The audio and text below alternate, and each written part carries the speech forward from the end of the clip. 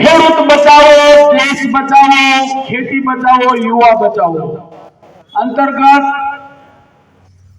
હાથ से हाथ जोड़ो કૃષક આંદોલનમાં તમામ ખેડૂતોને જોડાવા આહવાન કરવા જ્યારે વિછ્યાથી શરૂઆત થઈ હોય અને આપ સૌ લોકો બહોળી સંખ્યામાં પધાર્યા, જે એક એક માણસ લાખોની બરાબરી કરાય એવા નીડર લોકો પધાર્યા, તે બદલ તમામનો ખૂબ ખૂબ આભાર।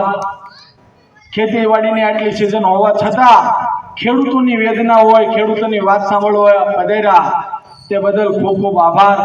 પણ સાથોસાથ તમામને વિનંતી કરીશ કે જ્યારે આપણે ખેડૂતોની વેદના હોય, ખેડૂતો સાથે અન્યાય અત્યાચાર થતા હોય અને ખેડૂતોના ન્યાયની લડાઈ માટે, હક માટે લડવાનું હોય ને એનું આવેદનપત્ર આપવાનું હોય, ત્યારે કદાચ અહીંથી તો 1.5 કિલોમીટર આગળ, કદાચ 50 કિલોમીટર આગળ હોય ને તો રેલીમાં જવું પડે।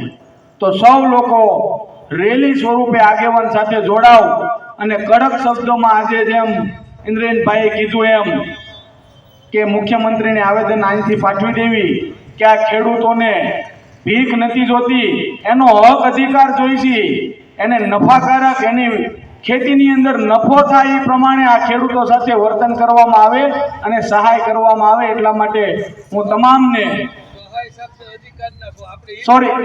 સહાય નહીં, અમારા હકનું આપો, એટલા માટે તમામ લોકોએ પધારવા મારું હાર્દિક આમંત્રણ છે રેલીમાં।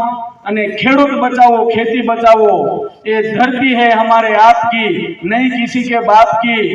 આજે તમામ લોકો જે નીડર બનો, લીડર બનો, આ નીડરો આવ્યા તે બદલ તમામનો ખૂબ ખૂબ આભાર।